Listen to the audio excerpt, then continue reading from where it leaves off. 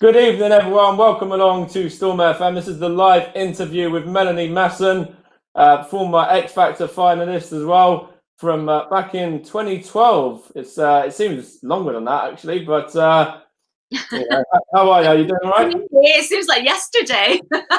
Yeah, well, it seems like yesterday to some people, but to me, it seems could be a bit longer than that. But yeah. That's what it is. Yeah. It is. Yeah, always. But no, so how are you doing anyway? Yeah, I'm good actually. Yeah, really well. Busy and running around, as you know, from us trying to get this together. But yeah, I'm good. How about you? You all right? Yeah, fine. Yeah, we'll get into it because I know you are shooting straight over to another one afterwards as well. So what was your sort of reasons behind wanting to apply to go on the X Factor? I think I don't know really. I mean, I always loved the show. Yeah. I never thought I would audition for it, mainly because I've done loads of stuff. I mean, I've been performing since I was a child. You know, my family were in show business, and I had been working and went to drama school and had done loads of tours as a session singer, as a lead vocalist. I was signed to various record deals, signed to EMI, even had, some hits on dance records, done TV, done loads of stuff. Was just like a jobbing performer, making my living Yeah. and had success in terms of I was able to work, and that was my main job. And then when I got married to Forbes and had the kids, I just wanted obviously they were really young, wanted to be with them, so I only did things that I could either take them with me, or then I started my little kind of under fives fairy flutterby class, mainly for them, because I was a bit uninspired by the classes that there were for kids and just wanted to do something to make them laugh and to have fun. Then it just took off, and it was actually a friend of mine who's a manager, Right, who said that they were looking for people to audition for X Factor. They were looking for more professional people, and you can audition for X Factor by either doing those big massive queues, where you turn up at the big crowds, or you can send your stuff to. They've got talent scouts as well, so not only do they have these auditions, they also have scouts looking for people, checking things out online. So this manager friend of mine said he knew one of the scouts, and for me to send my stuff over. So I sent it over, not really thinking much about it, and then got a call to go and sing for the producers. Meant that I skipped that big, open audition. Yeah. In fact, most of the people, the finalists in my year, were all at the same audition. Oh wow. Okay. So and then I got a phone call to say, would you sing for the judges? And I was really nervous about it because reality TV, I think, is a double-edged sword. People either love it or hate it, and I was worried that if it didn't go my way or something went wrong, that it would really affect the career that I had.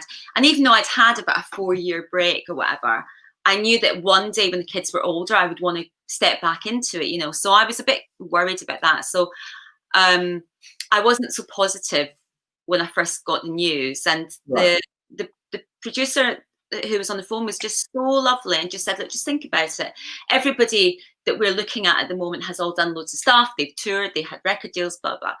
So I did think about it, and I spoke to loads of friends in the industry who basically said you should go for it. You're not doing anything else, So I did, and you know what? It was the best thing that I ever did in the end.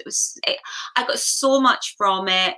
It was a really positive experience. I got a lovely fan base, and even though I had been working since I was a kid, I wasn't like a household name. It's not. Would go, oh yeah, that's Melanie Masson. I had just been working. So to be put in front of an audience at that time, 2012, it was massive viewing figures. So to be able to sing in front of all those people and get amazing feedback was just brilliant. And it's given me so many opportunities. That's great. And then you got a lot of amazing feedback there. Of course, from your mentor, Mr. Gary Barlow, I've taken that as well. So, what was that like to mentor, to have him mentoring you? And, obviously, I'm sure he would have told you a lot of stories about Take That and about, touring and getting into music himself as well. So, yeah. I mean, he was amazing. He was just lovely and really, really funny. I mean, got such a dry sense of humor. He would literally have us cracking up. And yeah, there were some fantastic stories, but it can be really deadpan. Sometimes he just comes out with these one-liners that are just hysterical. But you know what?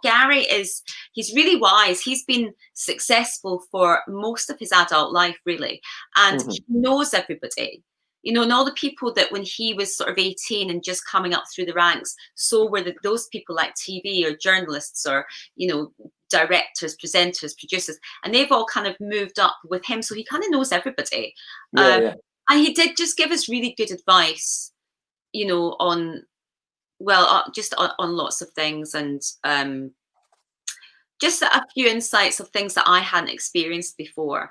So in those terms, he was really, really helpful, and came up with some really good ideas and really sort of listened to me and my ideas as an artist and what I wanted to do. But I remember the first time after we'd got through and we'd been told we'd got through to live shows. And that following week, I got an email from Gary, and I literally nearly fell off the sofa. And I was going, "Oh my God," to my husband, from Gary Barlow. You know, welcome, and you know, this is going to be a great adventure. And you know, so then he asked me to send him all the songs that I love. You know, all the tracks I love to do, ideas for what I wanted to look like, that kind of thing. And you know, image and so. Janis Joplin was your audition one. That was that's an amazing track as well, isn't it? The Janis Joplin song. I love that song. I love that, and I love obviously I love Janis Joplin, and I love that sort of area of music. You know, anything that's classic soul, blues, rock influence. You know, and Aretha Franklin, Janis Joplin will always be, you know, at the top for me. And then I love, you know, Etta James and James Brown and Otis Redding and, you know, all kinds of people like that. So all of those are great names, to be honest. I know. I mean, I love, you know, obviously contemporary artists as well. But I mean, I think growing up and being surrounded with sort of music with my family, and that was what I really was drawn to. Anything soulful and authentic and raw and honest. You know what I mean? It's not kind of overly produced, and it's just got a lot of heart and soul. That's what I love. So I wanted to sing something that I loved first and foremost for the audition. I thought if it's the only song I ever sing on this show, I want it to be something that I love, that hasn't been overdone, that kind of sets my stall out, if you like, says this is the kind of artist I like, you know, I am. And for me, that was the perfect song for me, because I chose it. It was all me, and I loved it, and I really enjoyed it. So no matter what, even if I hadn't got through, I really enjoyed that moment. So, but luckily it worked out well. And in that year as well, there were some great names in that year that went on, and they've had some really good careers in, you know, music and entertainment as well. There was Union J, Ella, James, Lucy as well, and even Rylan was there that year as well. Listen, I mean, there have been some great people have come from X Factor generally, I think, and not necessarily people that have won it. In fact, to be honest with you, I think a lot of the people that have done the best may not necessarily have won it, but I think usually from every year in X Factor, there's maybe a couple that have been really strong. But my year, there was 9, 10, like all the people that you mentioned. I mean, James Arthur is just an amazing artist, and I always loved James. From the minute we met, I just got on with James like a house on fire, and I just love his voice. His dad's from Glasgow, actually, where I'm originally from, and we just connected, just got on. I just loved James. So James Arthur's amazing. Ella Henderson, of course, is amazing. Jermaine Douglas, voice, and then there's Chris Maloney. Rylan, I mentioned Union J, said Lucy Spraggan. Carolyn Poole, who has an amazing, beautiful. I remember her. Yeah, and she's doing well. She's taking a little break because her kids are really young now. So she does amazing country music. So I mean, she's a great artist. Who else was there? God, there's loads of great people. Jade Ellis was amazing. Yeah. I mean, every single one of them. I think there was all my year were amazing. I think There was loads, and you know, they've gone on. Say that again. So diverse as well. I think it was the first year that anybody had played and written their own songs on the show. I think Lucy Spraggan and Ella Henderson, I think they really broke the mold there, because I'm a big, massive fan of Lucy. I love her to pieces. She's got some great new music out now, actually. Yeah. And she just goes from strength to strength. I think she was I think she was the first one to sing an original song on the live shows. So and I think that really kind of changed it up a little bit. And even there was MK1. Yes. Yeah. They were new and fresh and different as well. And Lots is solo now, and District 3. You know, it was a really brilliant year, and just so good for different types of artists and different types of music. You know, and I think that's what was great about my year. It wasn't the usual kind of stereotypical X Factor year, you know, where it's all kind of, you know, a lot of 80s power ballads and that kind of thing. It was really good music, I think, and great artists. We are getting comments in as well. Russ there, I've seen a lot of people have said Simon Cowell has a nasty side to him. You know, what was he like with yourself? Hiya, Russ. Well, Simon wasn't on my year, because at that time X Factor USA was on. Yeah, and parallel. So we were over doing X Factor US, and Gary had taken the head judge spot, so I had Gary. But I did actually meet Simon many years ago, way before X Factor, way before Kids. I think I was signed to EMI Records, or I had just come out of EMI and was signed to another label.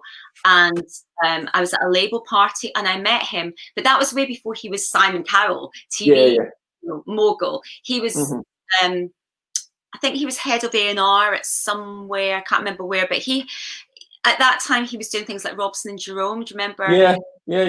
And Sunita, and all kinds of things like that. So he wasn't, he was just an A&R guy. And do you know what? He was so lovely and so funny. And I remember chatting to him for ages at this party, just having a right old laugh. And then I bumped into him again.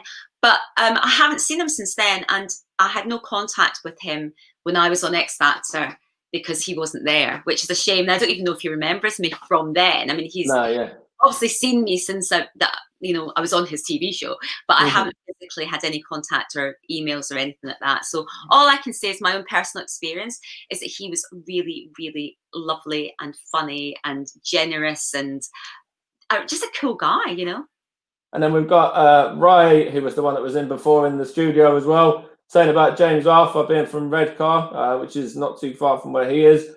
Okay. And he's also put in, what was Rylan Clark like as well? Obviously, he's gone on, he's done his supermarket sweep and that kind of stuff. Yeah, Rylan's Mr. TV. He's taking over TV. Rylan is, I can honestly say with my hand on heart, that Rylan is, what you see is what you get with Rylan. I mean, what you see on TV is Rylan off TV. He was just sunshine. Before we, the year that I was on, we were staying at the Corinthian Hotel in London. It's I think the first year that the contestants weren't in a big house, so we were put in this extremely posh hotel. But before we went there, we didn't know. We just knew we had to pack a bag. We didn't know where we were staying. No, you were packing boat. Yeah, so it was a big reveal. And we were at Stephen Street in London, is where, I think it was London Weekend, or I can't remember, but it was the TV station, their headquarters were. So we were all at this place together. We had to wait for ages until the cars were arranged and we had to go to this secret destination. And I remember Rylan just standing up and doing this thing like a game show. He was just making us all laugh so much, just being so funny, so full of energy, and just an absolute scream. I mean, he's really funny. When you see him on the stage as well, you know, he's a born performer, isn't he? he's just a natural, but he's just naturally got that, and he's also a really lovely person. He's got a really good heart, and he's a really kind person as well, and just really funny and a good person. You know, he's just, I can't say anything against him at all, because he's just a lovely bloke. You know, I mean, that's Ryland. Who you see on TV, he's putting nothing on. He's completely upfront. He's completely honest. He's got nothing to hide. He's just who he is. So yeah, I'm a big fan. Love him. And then we've got a question here as well. Is there any advice you would give to people who are a little bit scared to try to audition for shows like the X Factor and, you know, that kind of thing? Giggsy there has actually got her own. She's got her own YouTube channel as well. She does a lot of covers, and they're amazing. They're really good. Who? Giggsy, her name is, and it's a YouTube channel. I'll give the YouTube. It's Princess Giggles 22. I'll bung it to you in that private chat. Oh, actually, no, I won't. I will DM it to you. Okay. And what scared in what way, in terms of just nerves of actually doing it, do you think? Yeah, I think so. I think it's more, it is a performance based. It's about, you know, getting the courage to actually go and do it. Yeah. Well, reality shows and talent competitions, I would say, are not for the faint-hearted.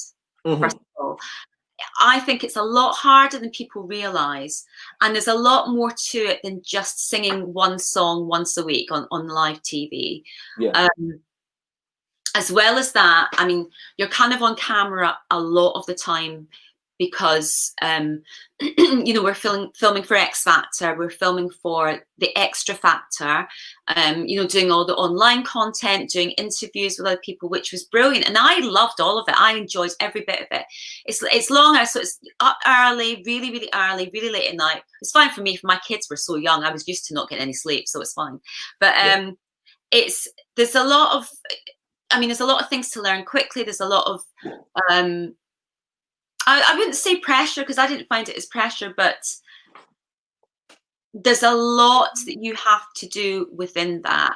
And I think you have to be confident in not only in yourself, but as more importantly, as an artist, you have to be really sure of the direction, the musical direction that you want to be portrayed as, you know, as a sort of performer that you are. You have to be sure of your image, of what you want to look like, what it is. She is, like, she's very, that the tone of her music is very set. You know, the covers that she does is all across one kind of board, one genre. It doesn't kind of go too far branched out, you know, but she's done Ella Henderson, for example. She's done Ella, she's done Extreme, she's done Whitney, she's done Kobe Kayla, she's done loads of stuff like that. I think it's just the trick with X Factor, I think, is to be able to know what your own musical identity is, but be able to adapt to the themes.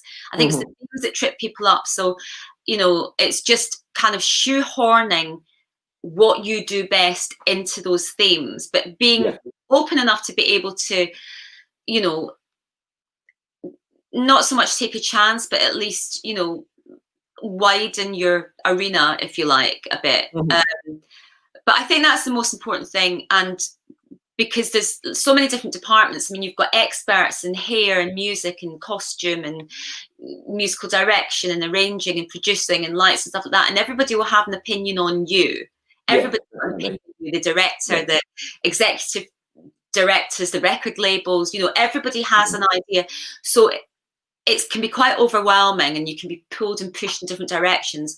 So I think you have to have a very, very clear idea of somebody saying to you, oh, you should try this week, it'd be really good, it'd be really different, and you're like, I don't really do that sort of thing. Yeah, you should do it, they'll love it, people will love it, and then they don't, and then, you know. So I think it's just, my advice would just to be 100% sure in the type of artist you are, what you want to showcase, and your identity.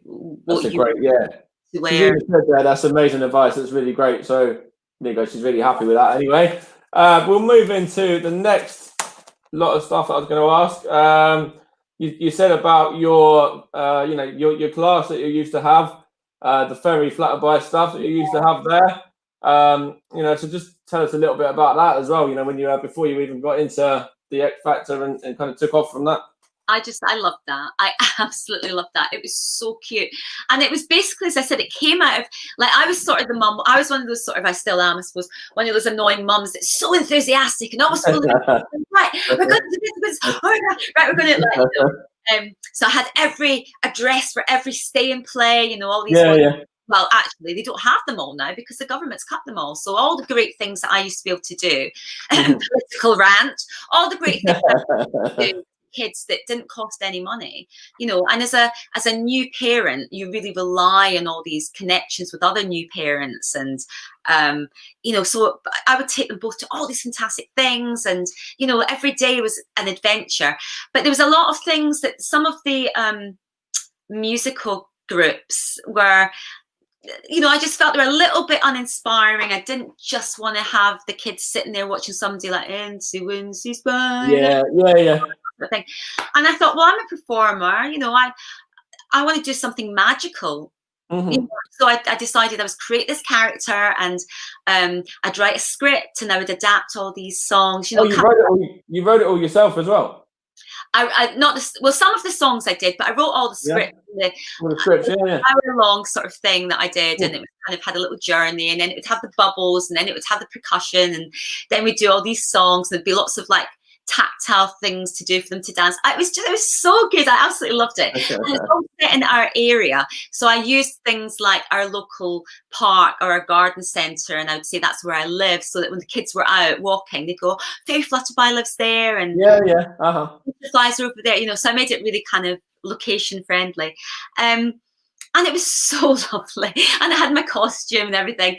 And so it went from, I just invited my friends along. I had a local space up the road, a community centre that let me do it. And the following week, I was saying to my friend, oh God, I bet nobody turns up. The following week, there was no space. It was just like, you couldn't move. It's just, this year. So I ended up having to do 2 classes, and I was going to build it. And I was planning on just taking it around and touring it about, you know, and then it happened. But so it all came out of trying to, you know, entertain my kids and just do something magical. You know, I wanted the local kids to come and go. And so, do you know what? It was true, actually. For the next few years, I was always called Fairy Flutterby. I think the kids, really? Because it was all for preschoolers, you know, it was under 5. Yeah. They all genuinely thought I was a fairy. So it was really, and I see them now, and they're like my son's age. My son's now 11 and my daughter's 13. And they still I think they still look at me like, oh, it was really sweet. At least I hope. I might not be cool. I think they're at that age. Maybe.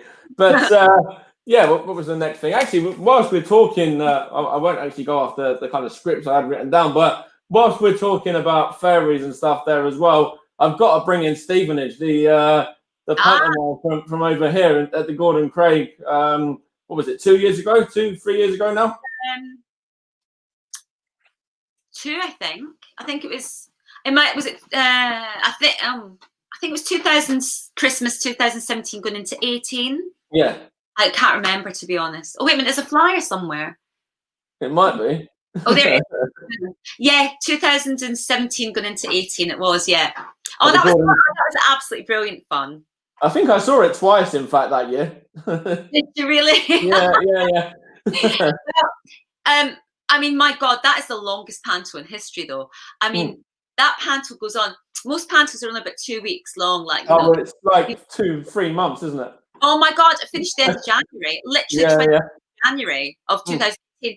But I loved that. It was such a lovely place, and everyone was so friendly, and it was a lovely cast, and I really liked Stephen. I really got to know Stevenage, and just really lovely memories. You know, it was just such lovely people, and the show was great fun, and it was amazing. Obviously, you know, you were in it. There was Cliff, who else was in it? Aidan, Cliff, now Lisa Matheson was Jack. She was Jack. Paul as well. Paul.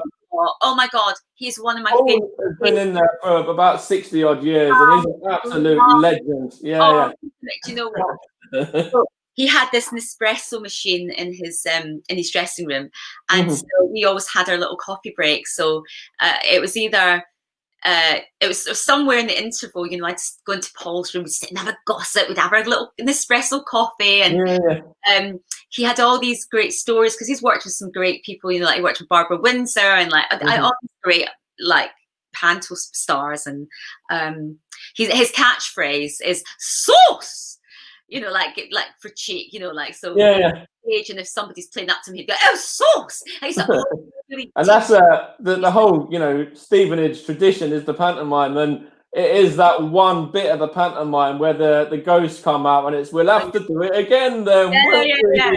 It's brilliant. It's brilliant. They're all so lovely. Oh, it's brilliant fun. But I like Stevenage as well. I got all my Christmas shopping done in Stevenage. In the break, got all the Christmas shopping done, and there's a really cool band there that I used to get some lunch that had this great Thai food. So I used to run the break and get the Thai food and come back to the dressing room and eat it. But that's nice. I know the one you want about down there in the town. Yeah, there's a few. Is it allowed to still with the COVID and all that? I don't know about now. I haven't been down there for a little while myself. I'm kind of staying away, but yeah. Good food. I could eat that right now, you know.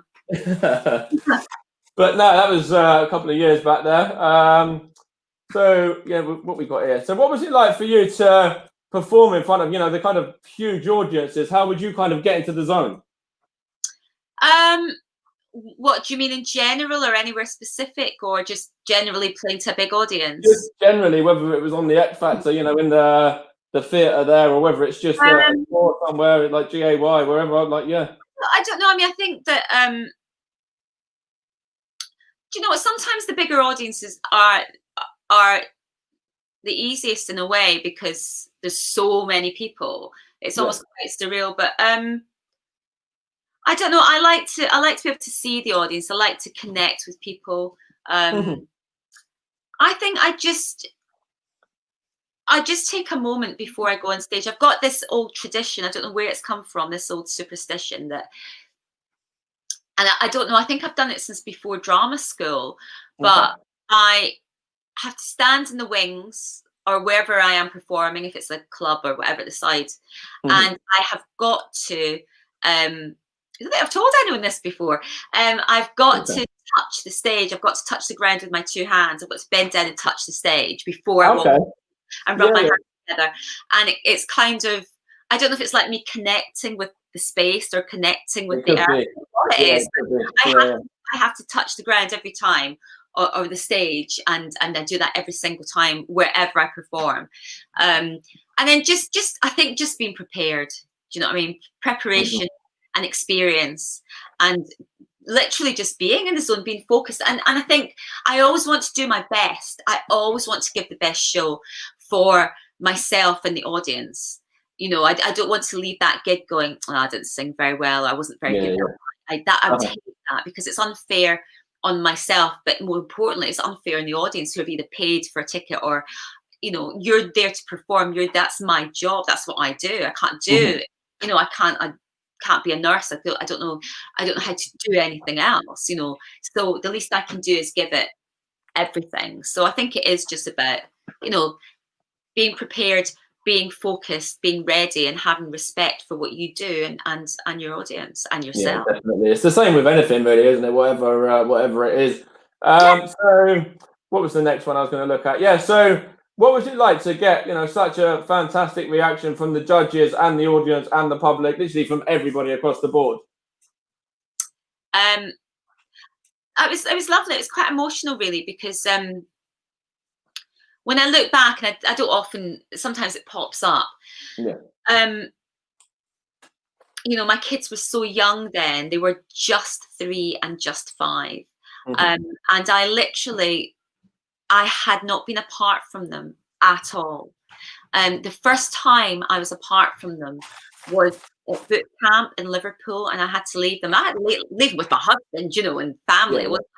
But it was such an emotional wrench as a mum, because I'd made that decision. I was in a very lucky and privileged position where my husband, who's also an actor, was in work, which allowed me to be able to have that precious time with them when they were little, where I didn't have to leave them. I didn't have to put them into childcare.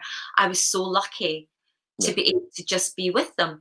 So when I was apart from them in Liverpool, it was a really big thing for me. And I mean, I know some people will be like, oh, for God's sake, it was only like a few days, but it just felt like a physical wrench. And I felt really emotional. And I vowed that I would never cry on camera. I said, because I used to watch X Factor and go, oh my God, they're crying again. And I would never do it. And I did it. And I couldn't help it. I just was so emotional. And I think I would probably be more mentally prepared for it now, because the kids are older. Now one's a teenager and one's nearly a teenager. And I think I'd be more, and I think I've kind of, now I've got back to being me again, because, you know, for so many years, everything's all about the kids. Of course it still is, but, you know, there's a level of independence there now, secondary school, and, you know, you can, so I feel it was, to get that response was amazing.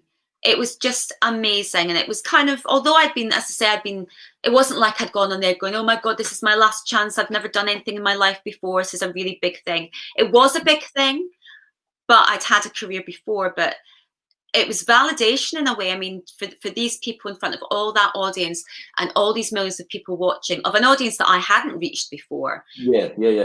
Because I think that was the thing that I thought, let's see if there's anyone out there that likes what I do. Let's see if there's anyone out there who is interested in me and the music that I like. And it was kind of a relief in a way that there was. That was really, really, and that was really all I kind of wanted. I didn't go in it to win. I wasn't competitive in that way. I wasn't kind of, my mind was kind of not always where it should be, I think, because I was always thinking about the kids. Is home all right? Is there a babysitter? Is the husband around? Blah, blah.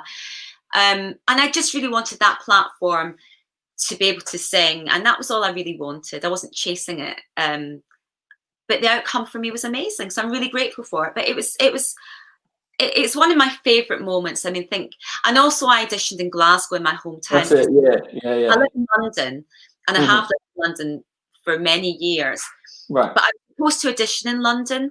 But that week I had a chest infection. I literally couldn't speak. Yes, so, I think there was 3 days that they were auditioning in London, and I was just ill, literally no voice. So they said, well, you have, obviously, where would you like to audition? As the one from Glasgow. So to get that response and to have my family and friends there, which they wouldn't have been in London. Lovely, isn't it? Yeah. That was amazing. It's still one of my favourite performance moments. Is makes it extra special. Just extra special, being my hometown, and also the response from the audience while I was singing, and at the end, I mean, they were just clapping for us. So it was just amazing. You know, that was brilliant. It was worth it just for that, you know. And then in the lockdown as well, you and Forbes both been very busy, in fact, haven't you, in terms of doing an awful lot of, you know, singing and things like that on the Facebook. So how did that come about? Was it, you know, just to kind of keep people's spirits up and things like that, or? It was, and because the first few weeks, I think, of lockdown, you're in a bit of a state of shock. I mean, it's a bit of a mixture, I think, for us. It's a bit of a mixture of excitement and shock, if you know what I mean. Obviously, and fear. Outside the big scary world, there's awful things happening and people are affected, and it's terrible. So we just kept our little bubble very close. And Forbes Masson, my husband, he's an actor, and he is away a lot of the time, you know, because obviously an actor's life is like, you've got to take the work where you can. Yeah, absolutely. He's away. So to have us all together and home together was amazing and just lovely, and gave us a moment to just breathe and stop and be able to do things together, to be able to do things in the garden, in the house. So after the first few weeks of that adjustment, and, you know, as I say, it's the excitement of lockdown, the fear of lockdown, the confusion, the kind of finding your bearings and trying to work your way through it in the way that everybody has. And then you're doing the whole thing for the NHS, and your gratitude, and you're seeing loads of people doing Facebook Lives and stuff. And I was always a bit fearful of Facebook Live. I was just, I don't know, I just thought, I don't really know how it works. I'm not sure if it'll all go wrong or whatever.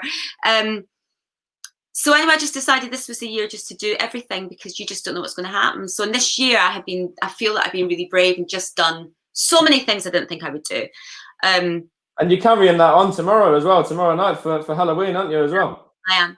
So the reason we did that, it was VE Day, and the street around the corner from us were having these big celebrations and stuff, and our street felt a bit lonely, and we were out doing the clap for the NHS, and I was talking to my neighbours, really friendly area around here, and we just were like, should we do something? We should do something for VE Day. Let's have a celebration. Let's do a socially distanced something.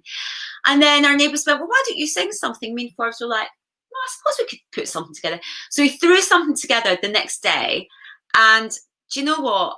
The response to it was just so lovely, because it was kind of like music and singing in the street.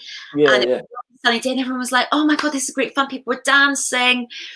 So I said, what if we do something once a week? We'll do different themes. Like, what if we do disco week? And I was like, yeah. So anyway, that's how it started. And it just got bigger and bigger.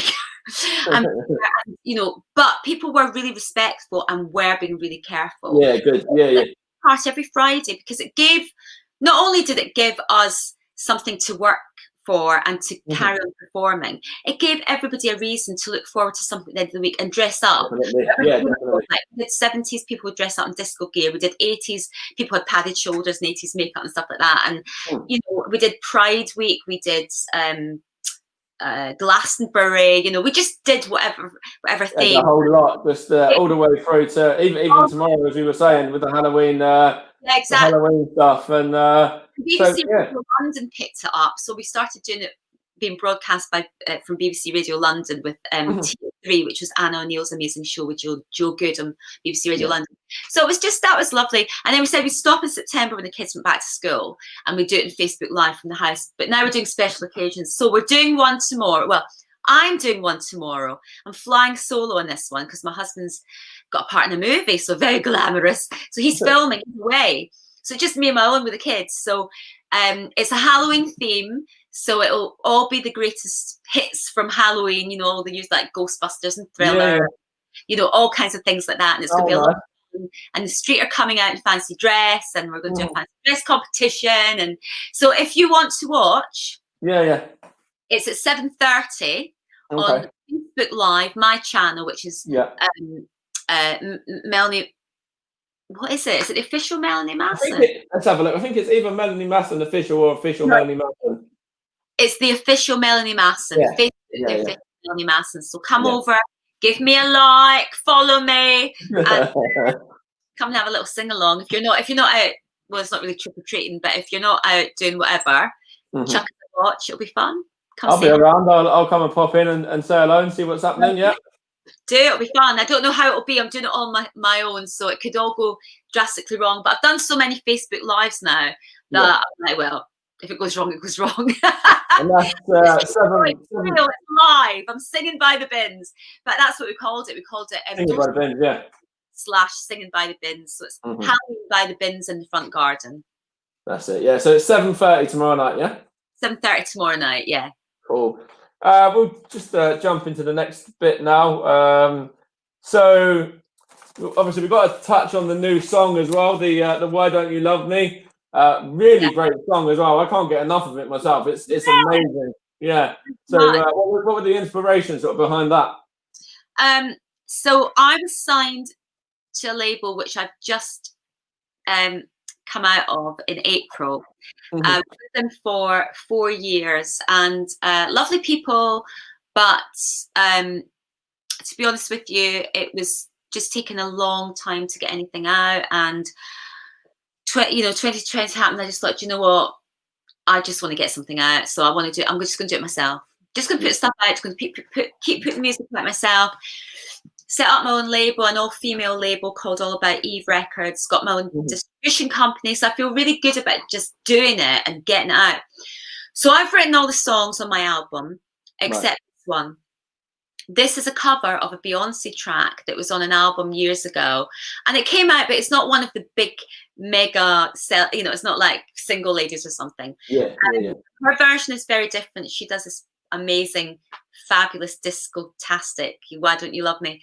And I know I've done a Northern Soul version of it, so it's like classic soul It sounds. works. Oh, it works really well. I love it, and I worked with an amazing producer called Tristan Longworth, Okay. who I stalked for years because I love his music. I love what he does. And then after X Factor, and when I got a deal and everything, I was like, I know the man I want to work with. So Yeah. I got to work with him. So he's produced it, and it's all live. It's really in your face. It's really dynamic. It's all about the video. Is all about woman power. Hence, Yeah. So I'm really pleased with it, and it's just a really feel good, empowering, positive, uplifting song. And then we touched on there with the lockdown as well and everything It's available now. Sorry, I should say it's available now. So if you want to buy it for the price of 79 pence, you can download it on iTunes, Spotify, Amazon, Deezer, and Apple Music. All the info's on my page. I'm sure you'll put a little thing up, won't you? Oh, for sure, easy, yeah. And it's Melanie Masson with 2 S's as an ass. Melanie Masson, Why Don't You Love Me? There we go. And so you got some more other songs in the pipeline as well? Is that an album there? So how long do you reckon till the next one might be dropping? I'm going to put something out in the new year. I'm going to let this keep going for a little while longer. I've also got a dance remix of this one, and I've got a second video for this one that I'm going to put out at some point. And it's been directed. Both of the videos are directed by one of my best friends ever, Simone Labib. And Simone Labib is an actress, does loads of TV. She was in, and we went to drama school together, actually. Okay, yeah. So I've known her for a very long time. She was in a TV show called Bad Girls. Do you remember TV? Okay, yeah, I know the one. Yeah. Stewart, the governess. Okay. And then she's done tons of stuff. War in the Blood with Robson Green, Downton Abbey. Yeah, Abby. I know. I recognise her from Abby. Abby. She's just gone into EastEnders, so she's filming EastEnders right now, and I think she hits the screens see the next week or the week after. It's sometime in the first half of November, and it's something to look out for anyway and see her pop up in there. Yeah, I did like her in Downton Abbey, you know, the series and the movie as well. Yeah, and she's it's a really explosive storyline. So she's directed both of the videos, and she's a really great director as well. So it's really good. Yeah, very happy with that. Okay, we'll have a look over the next lot now. What was I going to say here? We've kind of touched on that already. We've said that already as well. Let's flip the page. It's all about preparation, as you were saying earlier. I've done my bit as well. So, did you always want to be a performer from a young age? And sort of, did you always have a love of music? Yes. Yeah. I knew when I was 4. I remember it. I somehow remember being 4 years old and thinking, I want to sing. I didn't sing then. I was just, singing the way anyone would. But I remember always being attracted to music and drama. Particularly, music's always my first love. But I do love drama. I do love acting. I love theatre as well. I've been lucky enough to be in lots of West End shows, and way before X Factor, I did a lot of West End work. So yeah, always, there was never any doubt in my mind that that's what I wanted to do.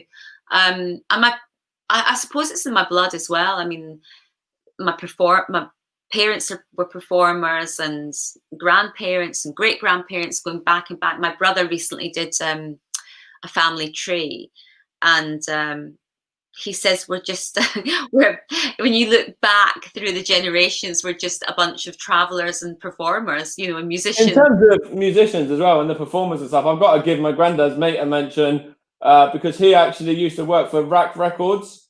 Oh, really? He was really big with the Rack Records. He was all involved in that. Yeah. So I had to give that a little mention, but he knew some massive names across the board back from the sort of 70s, 60s, 70s, that sort of time. Yeah.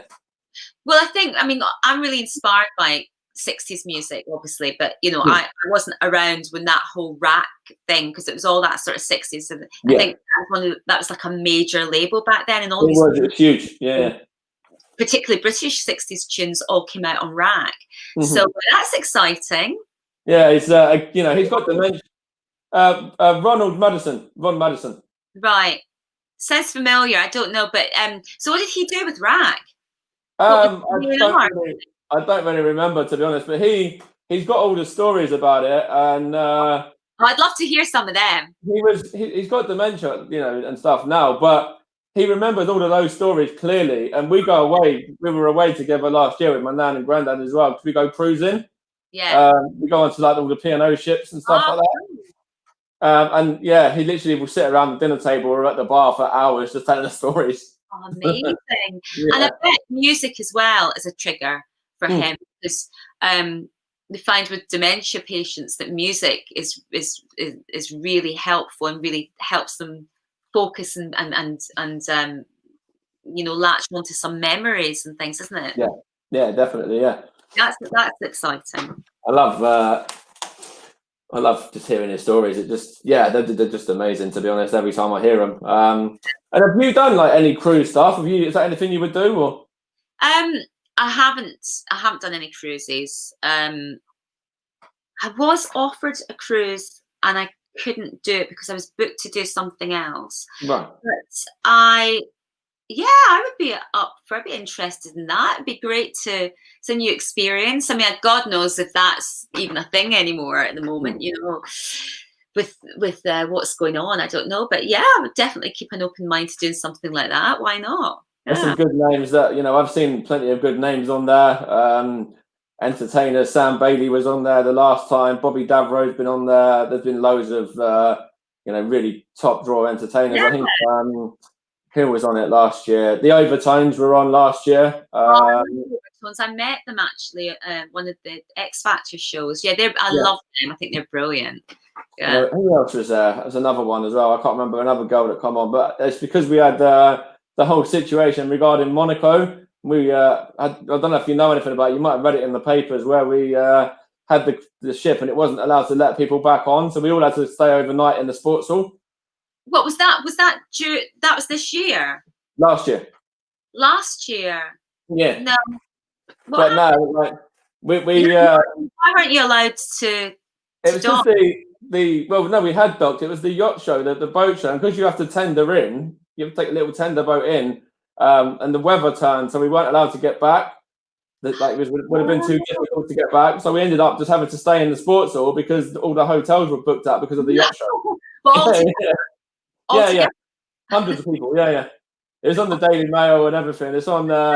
It's actually also on like the holidays from hell and stuff as well. So yeah. Oh my god! That's isn't it? That's a story to tell. Yeah. Oh no, I must have missed that. Did you have bags then or something? No, we had really like basically stretchers. We were sleeping on stretchers and. We just had we literally didn't have nothing. So if you were wearing a coat, you'd stick your coat over you or your hoodie or No. Oh my god. Little foil blankets, but that was nothing. That would just keep slipping off and like really noisy anytime anyone moves. Stranded at the airport or something. Yeah, pretty much. Yeah. It was like I think it was about a 28 hour ordeal. Yeah, that's fine. That's my door. Yeah. It's 8 o'clock now as well. I know. Answer my door. Yeah, of course. Hang on a minute. But no, like in regards to that, it was it turned just really crazy. We had about a 28 hour, I think it was, ordeal there, and it was just ridiculous. You know, we were touring across Monaco, you know, doing a couple of tours and trips and that, and Rusty's making his own entrance, absolutely. But no, it was an ordeal. You know, if you want to look up that was on I think it's the Daily Mail or one of the websites. It's on all of them anyway. If you type in the Monaco, it was September time, I think it was August, September sort of time. I can't remember, but anyway, it was mad. I know it makes you or breaks you, those kind of things. Anyway, that's for sure. You know, and you can you know, obviously grow from it, or you just kind of sink down into a big depression or anything like that. But no, you know, I think it's made me grow as a person, to be honest, that kind of experience and dealing with it that way, the way that we had to. But you know, hopefully Mel will be back with us in a minute. That's all right. Anna, thank you so much. She just brought me some lovely homemade sushi. Oh, yum. Look at that. Look at that. Looking good, looking good. We didn't have any sushi. They brought us a couple of dry biscuits and bottles of water. That's about all we got. Let's do a little mukbang show, a little eating Yeah, show. yeah. I'm so sorry, but hey, That's fine. it's phones and doors, and it's never a dull moment in my house. Honestly, it's like all good. I won't keep you too much longer because I know you've got another one to do anyway, just afterwards. Yeah. So we've touched on that. So yeah, so who was it that you would say inspired you to follow your dreams? Is it because of your family? Was it? Yeah, I mean, I think it was just in me. It was just I always wanted to do it. I was always obsessed, particularly with music, but also with drama and theatre and musicals. And my mum was an amazing dancer. She started off as a ballerina, but then she moved into kind of like shows and musicals and films and all kinds of stuff. And my stepdad was an amazing musician, guitarist, writer, musical director. He worked with people like Shirley Bassey, Ella Fitzgerald. What's the name? His name. Yeah. His name is Ian McHaffey. Okay. And then my dad was a comic and an impressionist and a singer. And my granddad was in the theatre. And then my great grandfather was a violinist, and we're just all with showbiz. We're all I think it was a combination of being surrounded by music and musicians and theatre and performers coming in and out our house all the time, and going to theatre and going to shows and literally being just immersed in it. Not pushed into it, though, I have to say. I mean, I think if anything, they didn't encourage me because it's a hard life. A performer's life is a hard one. You're constantly looking for jobs. You're constantly, but when you're thrown in as well, you've got, you literally can go from doing, next to nothing and to doing a pantomime that lasts 3 months long, and you're living it 3 times a day. So yeah, I know it's very, very big.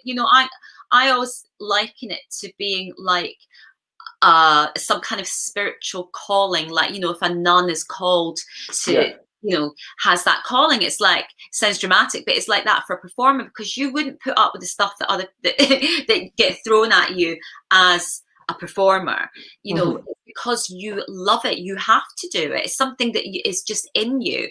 So I think a mixture of that, and I think it wasn't until I got accepted for drama school that my family went, okay, she's really serious about it, But I was performing when I was younger, when I was a teenager. I was doing like clubs and pubs and theatre and stuff like that as a child.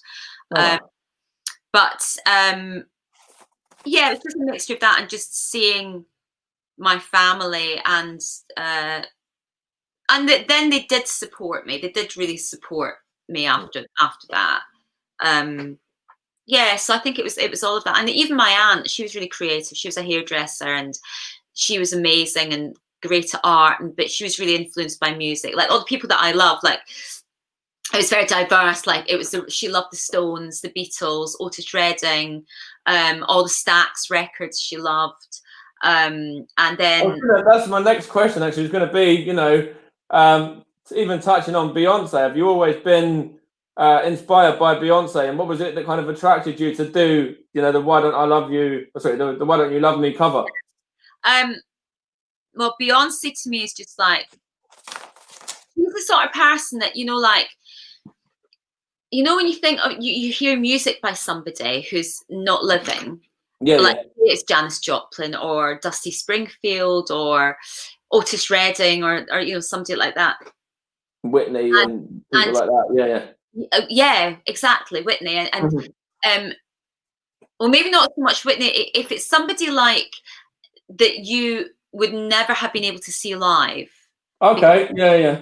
Away way before. Yeah. And the music. I saw Whitney live in Dubai, Valentine's Day. I don't know what year it was, but it was with like a whole family. It was unreal, really good, amazing experience. Yeah. Oh my God, that would be incredible. Yeah. you know, so it's somebody and you've seen clips of them on TV and documentaries and heard their records, and you've thought, oh my God, can you imagine being around when they were in the charts, when they were touring? Yeah. Like with me, it would be, you know, the likes of Frank Sinatra, Elvis, people like that. Yeah. Imagine you put on the TV or you listen to whatever chart or whatever, iTunes or whatever, and Elvis has just released his new record, and he's going to be performing at Wembley or wherever. And you could see, that's what I feel like with Beyonce. I think in years and years and years and years to come, people will say, oh my God, do you remember Beyonce? What was she like? Did you see her live? Because she's that kind of artist, and that's another one I did see live as well, in part of Destiny's Child. Oh. But you know, she's just, to me, superhuman. I mean, she has everything. She can do everything. But that song, it just really spoke to me. It just really, I was attracted to it, to the lyric. I knew we could do something with it and make it into that kind of Northern soul feel. And it was just, for me, Why Don't You Love Me? I interpreted it as something that was really defiant. It's not, why don't you love me? Please tell me, why don't you love me? So easy, you know. It wasn't that. It was like, why don't you love me? Why wouldn't you love me? Look at me. And that was to say that in behalf of, you know, of women in general who are maybe going through something or feel like that. Maybe not necessarily with the relationship. Maybe it's a boss or a workplace or a job they didn't get, or you know, for whatever reason, whether they're too young or they're deemed too old for the job, or they don't look this way, or someone's too big, too small, their sexuality, their ethnicity, whatever, all of these things. So for me, that's what attracted it to me, was that I thought it could be this great sort of host, this great kind of stance against all of that. And, you know, and I include myself in that. You know, it's sort of like, I'm not 18, but I think I don't care. I can sing, I can do this. Why wouldn't you love me? Who cares about anything else? You don't listen to a record and go, how old is that person? You listen to that record. So it's my stand, and that's my whole kind of mantra. And my album is all going to be strong, powerful songs. And this is not anything to do with me hating men or anti-men. You know, I'm married to a man. I have a daughter and a son. And it's not about that. It's a celebration of women, of all women, of what we can do, and how we should be seen, and how we should feel and be perceived, and to go after it, whatever it is you want to do, you should do that. And, you know, it is for women, but I also say it's for anyone who feels they have a dream and they want to be included and come along for the ride as well. Then they're also very welcome. My dog has got his favorite squeaky toy that he can tell. that's Squeaky. So he's just letting you know that he has Squeaky. Not his other favorite toy, Swoosh Face. So, that's really. We'll wrap it up in a second. Anyway, we've just got maybe a couple more. We touched on Gary Barlow earlier. We touched on X Factor, and obviously with your son as well, and your daughter, and even your husband as well, all involved in it. It was your son that won an award for his theatre, wasn't it? The other day, the stuff he does in the theatre. Yeah, he did. He was in an amazing show, a play called Leopoldstadt, which was written by Tom Stoppard. So Tom Stoppard is like a legend, and he was in it, and the play won an Olivier Award for the best new play. So we have an 11-year-old Olivier Award winner in our house. The thing now is, can I play one more game of Fortnite because I've won an Olivier Award? I'm milking that at the moment. He was in a musical the year before called Fun Home, which was amazing, also nominated. My daughter, 2 years ago, was in the Johnny English movie with Rowan Atkinson. Oh, yeah. She sings every week, actually. She's singing tomorrow night as well. And my husband's an actor and a director and writer, and Forbes Masson, his name is. He's done loads of TV and stuff as well, but he's away filming at the moment, a new film. I'll have to look up. So what's your daughter's name? I want to look up Johnny English. I love that film as well. Oh yeah, Rua. Just look up Rua, R-U-A, and you'll see red hair. Yeah. Yeah. I love that film. That's a great movie as well. And then we'll just touch on just one more thing, really, and that was, or maybe two actually, in regards to some of the fitness stuff that you do as well, alongside obviously your entertainment side of things. What did you say? Fitness? Did you say? Yeah, is it fitness? You run a fitness company? Oh no, I don't run a fitness company. I just work out a lot. All right. I just I'm a bit gym obsessed, so Yeah, not gin, although occasionally gin. yeah. Did you Gym. not used to run a company? Was it you and a mate that used to run it or something? No, not a No. fitness company. Fair No. enough. I mean, I wouldn't mind, to be honest, because I love it. But no, Yeah. I've got a local gym that I go to, and I just work out at home as well. During lockdown, I was working at home, but I'm back at the gym now. But no, I don't have a fitness company. No. Because that was obviously bogus information then that they were giving me there. What happen in the future? Yeah. Maybe that's an avenue I'll go into at some point. Maybe. And then there was just a couple more that I was going to say. So you were performing at GAY the other day, last 2 weeks, alongside Sophie Ellis-Bextor as well. So just tell us a little bit about that experience, you know, in as much detail as you want, or as little detail as you want. Well,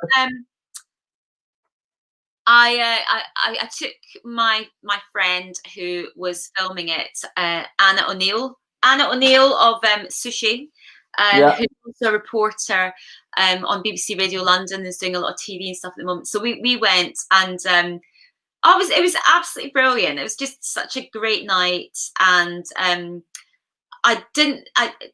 because of social distancing, we had to be fairly separate. So I didn't spend much time with Sophie. We just did a little bit of a quick natter. We did a social distance photo. We had a little chit chat. And she was really, really lovely. Had a gorgeous frock on, which was all sequiny, very lovely. I saw the picture that you posted, yeah. We didn't stay for her set because, and I said to her, I'd love to, but we had a car booked ready to go back at 9:15 because everything stopped at 10 and it would get really busy, and you know, so we didn't even see her set. I've seen bits and pieces of it online, but it was great. And what's funny about GAY is that Jeremy Joseph, who owns it, he's got a gorgeous little spaniel called Joseph. Jacob Joseph.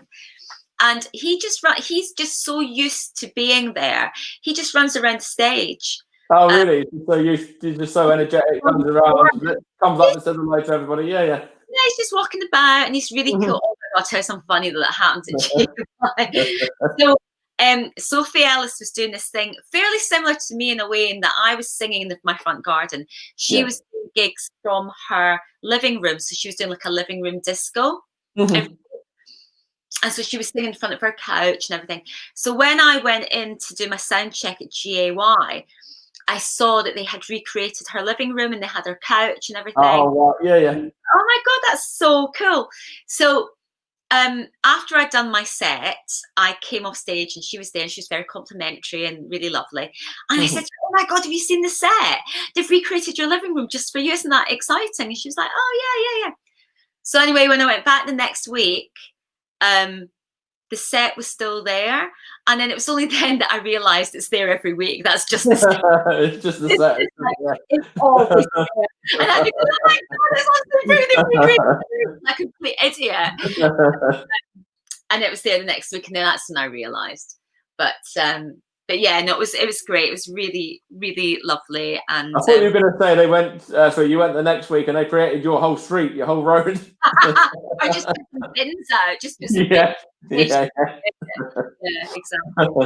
No, it was really funny. Although Jeremy Joseph, I don't know if you're watching this, stop introducing me as Marilyn Manson. Really? It's not bad though. It's actually a great name to be introduced as. Yeah. I know. So when I first did X Factor was after I first did GAY, it was after I came off X Factor. And that was 8 years ago.